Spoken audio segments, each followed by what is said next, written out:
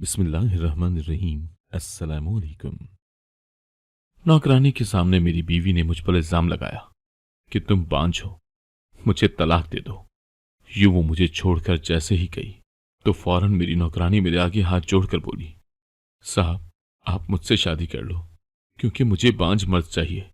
मुझे बहुत गुस्सा आया और मैंने नौकरानी को काम से निकाल दिया तो वह अचानक बोली, साहब आजमा कर देख लो वरना पछताओगे। ठीक 2 दिन बाद तुम दौलत से मालामाल हो जाओगे। मैं मान गया और नौकरानी से शादी कर ली। मगर दूसरी रात बाहर दस्तक हुई। जो ही दरवाजा खोला तो आंखें फट पड़ी। मेरा नाम जीशान है। मेरा ताल्लुक कानपुर के एक गांव से है। मैं बचपन से ही बहुत ज़हीन था। हर क्लास में फर्स्ट आता था। मेरे वालिद एक बैंक में जॉब करते थे। कुछ उनका मान रखने के लिए भी मैं दिन रात पढ़ाई करता। मुझे पढ़ने लिखने का शौक भी बहुत था। जो ख्वाब मेरे वालिदैन ने मेरे लिए देखे थे उनको मैं पूरा करना चाहता था। मेरी वालदा एक नेक खातून थी। वो हर रोज सुबह मुझे नाजरा पढ़ाती। मेरे साथ बाकी बच्चे भी पढ़ा करते थे। अचानक अब्बा की तबीयत खराब रहने लगी। उनको कई डॉक्टरों को दिखाया पर कुछ इफाका ना हुआ और एक दिन वो हमें छोड़कर इस दुनिया से रुखसत हो गए। उस दिन मेरा मैट्रिक का रिजल्ट आना था। मैं जैसे ही अपना रिजल्ट अपने अब्बा जान को बताने घर पहुंचा, वो इस दुनिया से हमेशा के लिए जा चुके थे। अम्मा उनकी चारपाई पकड़े रो रही थी और हमारी दुनिया उजड़ गई थी। हम बेसहारा हो चुके थे। काफी अरसा यूं ही गुजर गया। मेरी वालदा ने मेरे लिए खुद को संभाला और मेरा दाखिला शहर के एक अच्छे कॉलेज में करवा दिया। मैं उनको छोड़कर नहीं जाना चाहता था पर मेरी अम्मी कहती थी कि मुझे अपने बाप के ख्वाब पूरे करने हैं। मुझे एक डॉक्टर बनना है और लोगों का फ्री में इलाज करना है। एक दिन मेरी वालदा और मेरे मामू मुझसे मिलने आए। मामू कहने लगे कि उनकी बहन अभी जवान है, कल को तुम्हारी शादी हो जाएगी तो मेरी बहन का क्या होगा। इसीलिए मैं अपनी बहन की शादी अपने साले इम्तियाज से कर रहा हूं। अब तुम बता दो कि तुम्हारी क्या मर्जी है। इम्तियाज तुम्हें बाप का प्यार देगा, तुम्हें बाप भी मिल जाएगा। जमाना बहुत खराब है। अपना और अपनी अम्मा का सोचो कुछ। मेरे दिल को कुछ हुआ। मेरी माँ कैसे किसी को मेरे बाप की जगह दे सकती है? कैसे वो जवान होते बेटे को छोड़कर अपना घर बसा सकती है? शायद मैं खुद गर्ज हो गया था या ऐसे ही सोच रहा था। वो सब ठीक कह रहे थे। मेरी माँ का अगर दोबारा घर बस रहा है तो ठीक है, वो अपनी जिंदगी गुजार ले। उनका हक है कि वो अपनी जिंदगी अपनी मर्जी से गुजार सकती है। मैंने हामी भर ली और मैं ही जानता था जो मेरे दिल पर बीत रही थी। मेरा दिल रो रहा था। इसके बाद मैंने घर जाना कम और फिर बिल्कुल खत्म कर दिया। माँ रोज फोन करती और मैं पढ़ाई का बहाना बनाकर मना कर देता। 1.5 साल गुजर चुका था। मैं अपने घर नहीं गया था। माँ आती रही मिलने के लिए लेकिन मैं नहीं जा सका और ना ही मैं जाना चाहता था। मुझे वो शख्स जिससे मेरी माँ ने शादी की थी वो हरगिज कबूल नहीं था। एक दिन मुझे खबर मिली कि मेरी बहन इस दुनिया में आई है और मैं मुस्कुरा भी ना सका। सारा दिन सड़कों पर आवारागर्दी करता रहा और शाम को हॉस्टल पहुंचा। दोस्त ने बताया कि तुम्हारी माँ और साथ कोई आदमी था, वो मिलने आए थे और उनके पास एक बच्ची भी थी। उसने कहा कि ये बच्ची जीशान की बहन है। क्या यार, तुम्हारी माँ ने इस उम्र में दूसरी शादी कर ली? वैसे देखने में तो वो तुम्हारी माँ नहीं लगती थी, बड़ी बहन लगती थी। मैं चुपचाप उसकी बातें सुनता रहा और वो पता नहीं क्या क्या बोल रहा था। हम दोनों एक दूसरे को 3 साल से जानते थे लेकिन वो ये कभी नहीं जान सका कि मेरी माँ ने शादी कर ली है। काश कि मेरी माँ मुझ पर एतबार करती, मैं कभी उनको बेआसरा न छोड़ता, मैं उनका साया बनकर रहता। लेकिन माँ ने मुझे अंदर से तोड़ दिया था। वो चाहती तो कभी शादी न करती। मेरे दोस्त मुबीन ने मुझे सोचों में गुम देखा तो मेरे कंधे पर हाथ रखा और जैसे ही मैंने उसकी तरफ देखा वो चौंक गया। मेरी आंखें सुर्ख थीं और मैं बहुत मुश्किल से खुद पर जब्त किए बैठा था। उसने मेरे कंधे पर हाथ रखा और बोला, शानी रो लो यार, मैं तो तेरा दोस्त हूं ना। पता नहीं वो अल्फाज थे या क्या, मैं बच्चों की तरह रोने लगा। उसने मुझे चुप नहीं करवाया और मैं कितनी ही देर रोता रहा। उसकी भी आंखें नम थी। जब मैं रो चुका तो उसने कहा, चल आज बाहर खाना खाने चलते हैं। कई दिन हो गए हमने कुछ अच्छा नहीं खाया। वो अमीर घर से था लेकिन उसके माँ बाप नहीं थे। वो भी हॉस्टल में ही रहता था। उसका खर्च जो अच्छा खासा होता था उसके दादा भेजते थे और कभी छुट्टियों में हम दोनों मुबीन के घर भी जाते थे। उसका घर बहुत बड़ा था। उसके दादा दादी मुझे भी मुबीन की तरह ही प्यार करते थे। मेरा दूसरा बाप भी अच्छा होगा। मैं एक दो बार घर गया था, पर मैं उनसे ज्यादा बात नहीं करता था। वो मेरा बहुत ख्याल रखते थे, मेरी पढ़ाई के बारे में पूछते, लेकिन मैं उन्हें कबूल नहीं कर सका था। मैं कोई बच्चा तो था नहीं। मेरी पढ़ाई पर जो खर्च होता वो अब्बा की कुछ जमीन थी, जिसको उन्होंने बेचकर मेरा अकाउंट खोल दिया था, और मेरा खर्च अच्छा चल रहा था। अब भी कई बार मेरी माँ ने मुझे पैसे देने की कोशिश की, लेकिन अब उन पैसों पर मेरा हक नहीं था। मैंने लेने से इनकार कर दिया कि मेरा बाप मेरे लिए अच्छी रकम छोड़कर गया है, आप अपनी बेटी का सोचें। मुझे अपनी बहन से भी कोई लगाव नहीं था। वो मेरी बहन तो थी नहीं, वो तो बस मेरी माँ की बेटी थी। मुझे कभी खाने पीने की तंगी नहीं हुई। मुबीन मुझे कभी पैसे खर्च करने ही नहीं देता था, लेकिन कभी कभी मुझे शर्म आ जाती तो वो कहता, तू मेरा दोस्त नहीं है, भाई है, और भाई शर्मिंदा नहीं हुआ करते। उसके दादा दादी मुबीन के साथ साथ मेरे लिए भी कपड़े लाते, और हम दोस्त एक दूसरे के कपड़े भी पहनते थे, क्योंकि हमारी दोस्ती बहुत पक्की और मजबूत थी। मुबीन में मुझे हंसा देने का टैलेंट था। हकीकत में वो अकेला था। वो अपनी उदासी मुझे बताता और मैं उसे। हम दोनों ही एक दूसरे के लिए काफी थे। मैं जब कभी बहुत ज्यादा उदास होता तो मुबीन कहता, शुक्र है कि तुम मेरी बीवी नहीं हो, वरना मैं तो तुम्हें मना मना कर थक जाता। और हम हंसने लगते, और मैं उसे बहुत मारता भी। वो भी मेरे साथ ही डॉक्टर बन रहा था। हम एक दूसरे की बहुत इज्जत करते थे। एक दिन मेरी माँ और उनका शौहर आए। वो चाहते थे कि मैं शादी कर लूं। मैंने उनसे कहा कि मेरे बाप का ख्वाब था कि मैं जिंदगी में कुछ बन जाऊं। मेरी पढ़ाई अभी मुकम्मल नहीं हुई, और ना ही मुझे किसी की भी भांजी से शादी करनी है। मेरी माँ जिससे शादी का कह रही थी, वो मेरी माँ के शौहर इम्तियाज की भांजी थी। एक दो दफा घर गया था तो वो मुझसे मिलने आई। वो बहुत खूबसूरत थी और उसे अपनी खूबसूरती पर बहुत नाज था। लेकिन मुझे ऐसी लड़कियां पसंद नहीं थी, बल्कि मुझे अब लड़कियां ही पसंद नहीं थी। मुझे भरोसा ही नहीं था औरत जात पर। मैंने तभी सोच लिया था कि मुझे कभी शादी नहीं करनी, और अब भी मैंने अपना फैसला अपनी माँ को सुना दिया था, जिस पर उनके शौहर बड़ा गुस्से हुए कि तमीज नहीं है तुम्हारे बेटे को। मेरी भांजी को रिश्तों की कमी नहीं है। मैंने उस शख्स को कभी मुंह नहीं लगाया था। आज भी मैंने उससे कहा कि मैं अपनी माँ से बात कर रहा हूं, आप दरमियान में मत बोलें। मैंने अपनी माँ से कहा, आपने सुना इन्होंने क्या कहा, तुम्हारा बेटा। अगर ये मेरे बाप होते तो कहते कि हमारा बेटा, जिसको आप मेरा बाप बनाना चाहती हैं, वो मेरा बाप कभी नहीं बन सकता। दोबारा मुझसे कभी मिलने मत आइएगा, और अगर आए तो अकेली आइएगा, वरना कोई जरूरत नहीं। मेरे अंदर तक सन्नाटा छा चुका था। एक खामोशी थी मेरे अंदर, जो मेरे बाप के मरने के बाद पैदा हो गई थी, और रही सही कसर मेरी माँ ने शादी करके पूरी कर दी थी। मैं वैसा रहा ही नहीं जैसा पहले कभी हुआ करता था। कभी कभी हम वक्त को बदल देते हैं, और कभी हमारा वक्त बदल जाता है, और कभी हम खुद बदल जाते हैं। लेकिन मुझे वक्त ने बदल दिया था, या मैं बदल गया था, ये मैं नहीं जान पाया, और न ही मुझे जानने की जरूरत थी। मुझे अपनी पहचान बनानी थी। मुझे अपने पैरों पर खड़ा होना था, ताकि कल को मैं फख्र से सर उठाकर जी सकूं। अब मैं जब भी घर जाता तो अपने बाप की कब्र से होकर जाता। उस घर में जिसमें मैंने बचपन गुजारा था, उसमें मेरा बाप और उसकी बेटी रहते थे। उस घर में जिसमें मेरी यादें थी, मेरा बचपन, मेरे बाप की हंसी, उनकी आवाजें, वो तो अब रही नहीं थी। वो तो उस मिट्टी के ढेर तले सो गई थी। मैं आज शाम से आया हुआ था, और अपने बाप की कब्र पर कितनी ही देर बैठा रहा। फिर इशा होते ही मैं वापस हॉस्टल आ गया। मेरी माँ को खबर हुई तो उन्होंने रोते हुए कॉल कर ली।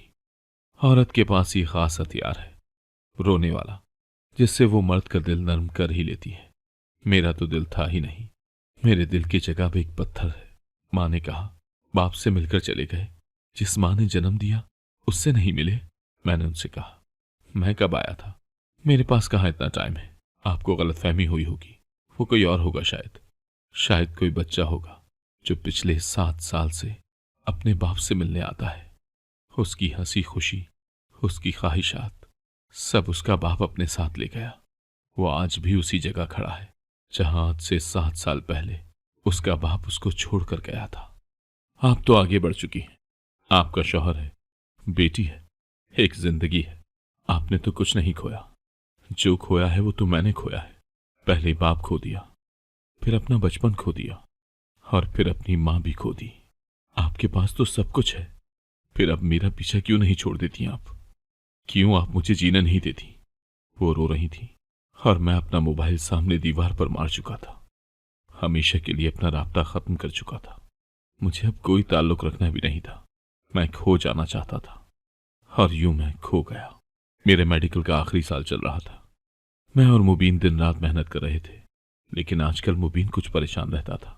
मैंने उससे कई बार पूछने की कोशिश की, लेकिन वो ऐसे ही कुछ नहीं कहकर टाल देता। एक दिन वो मुझे बाजार जा रहा हूं कहकर चला गया, लेकिन मेरे दिल में आया कि ऐसा भी क्या है जो वो आज मुझे साथ लेकर नहीं जा रहा। मुबीन के दादा दादी दूसरे शहर में रहते थे।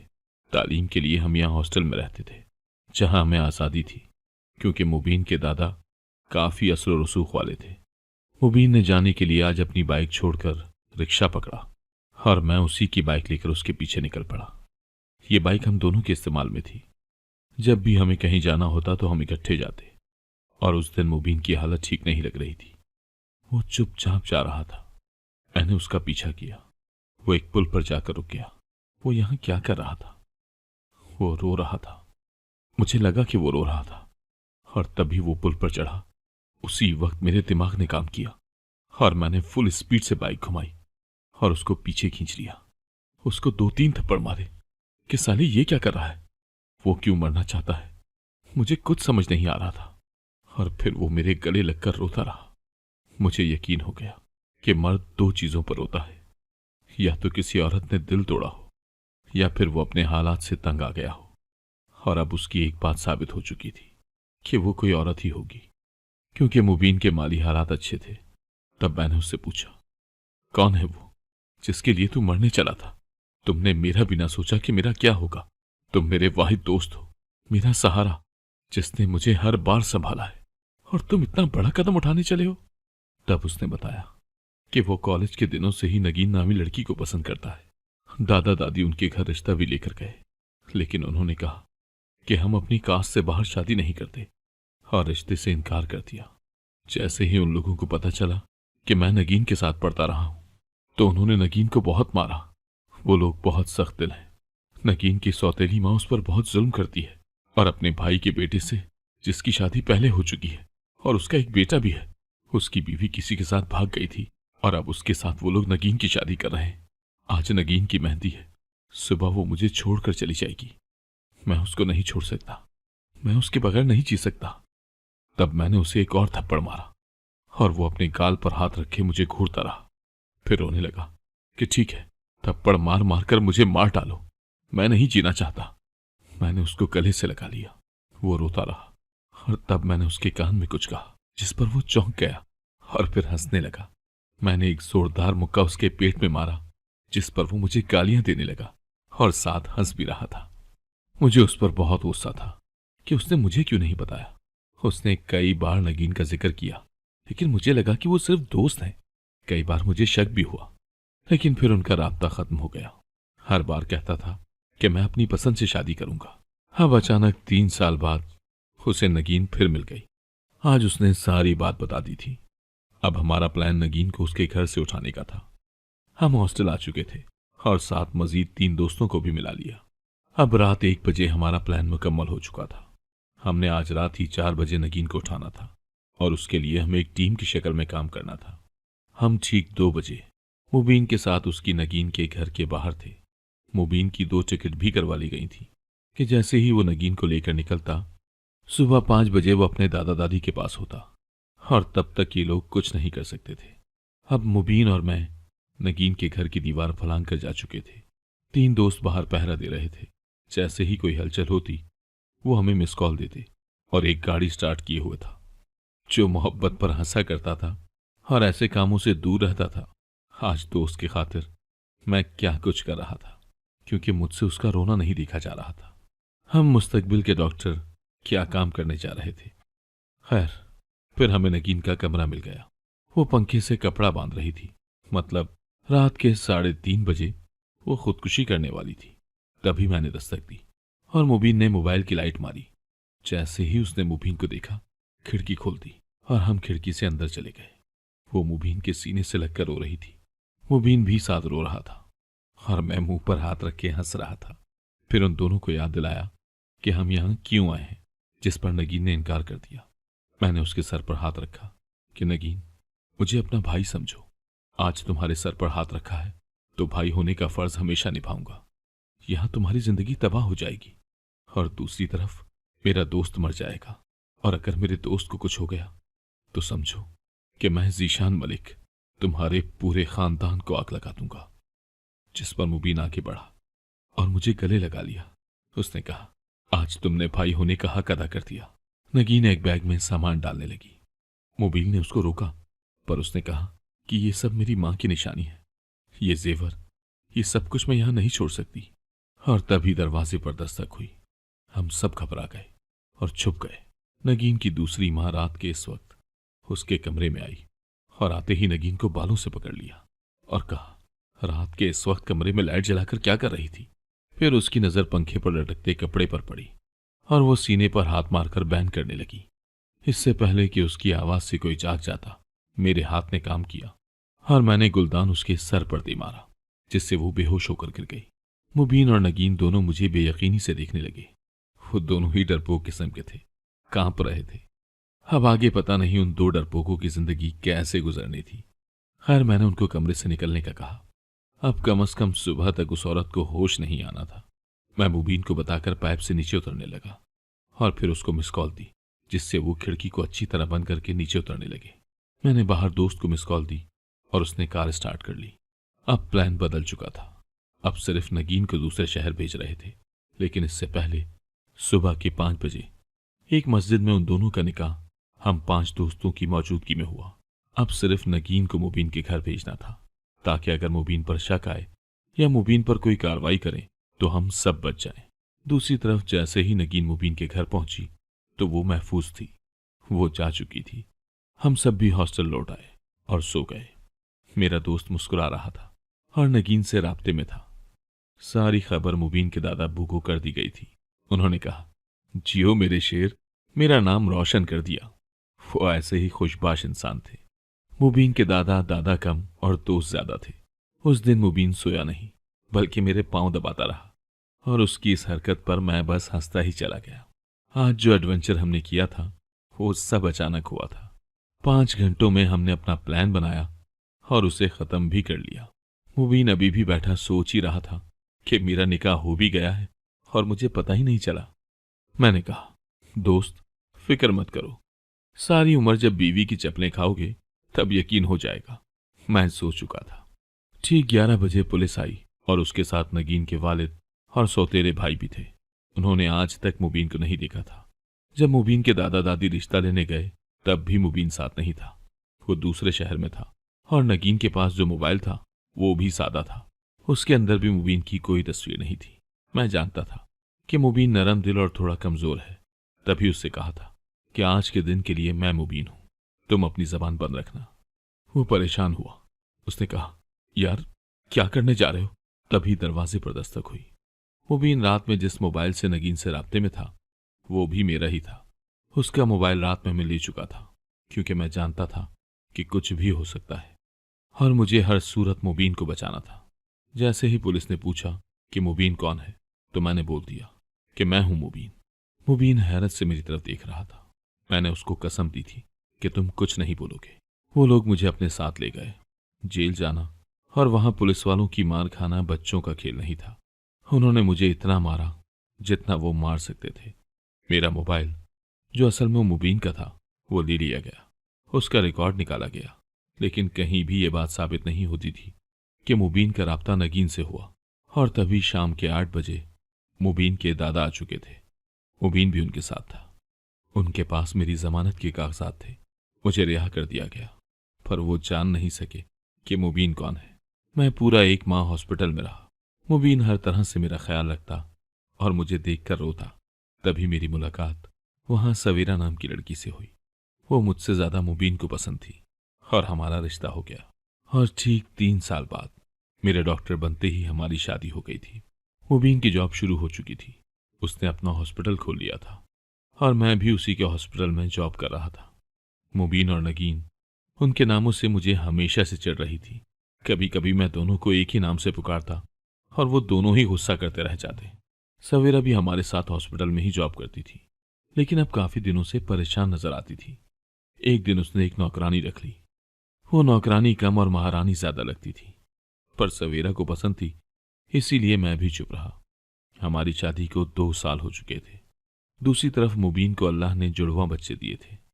हम सब बहुत खुश थे, लेकिन अब मेरी बीवी अक्सर मुझसे लड़ती रहती और नौकरानी के सामने मेरी बीवी ने मुझ पर इल्जाम लगाया कि तुम बांझ हो, मुझे तलाक दे दो।